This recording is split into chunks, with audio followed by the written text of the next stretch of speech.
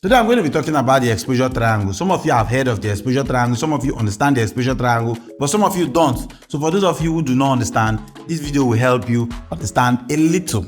Yes, a little. Because this thing is big. So let's go through the little.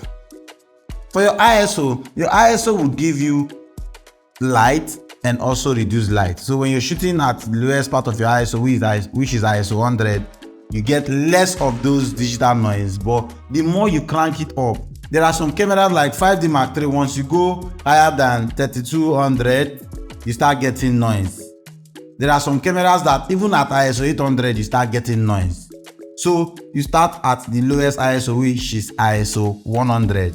So when you start seeing the noise, it will give you light, or you start seeing light, but the light will come with a lot of noise. So you understand how it is.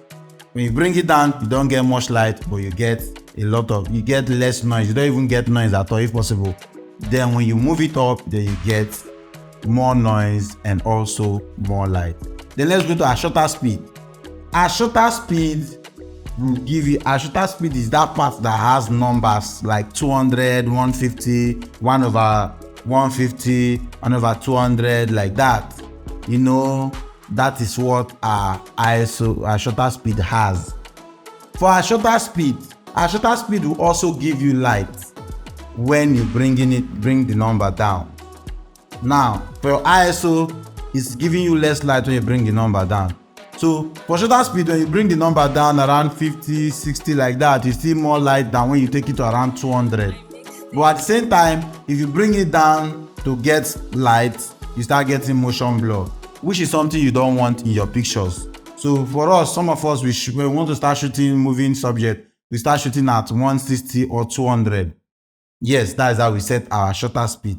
Then for our aperture is sometimes, it's like the aperture is what we look at when we buy lens. Yes, that's what makes our lens expensive.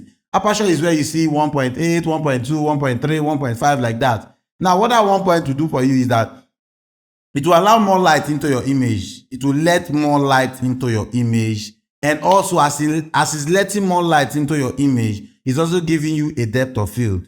So for those lenses that are, you see like 5.6 aperture, 5.6, 7, those ones has less depth of field and less light. The ones that has more light also has more depth of field, because you have to now bring it to the lowest. If your lens is at is 1.8, you now bring it to 1.8, you see more light in your images. Another thing is, when you start leaving the lower part and going higher, you start seeing less light, and at the same time you start seeing less blurry background. This is what we call depth of field.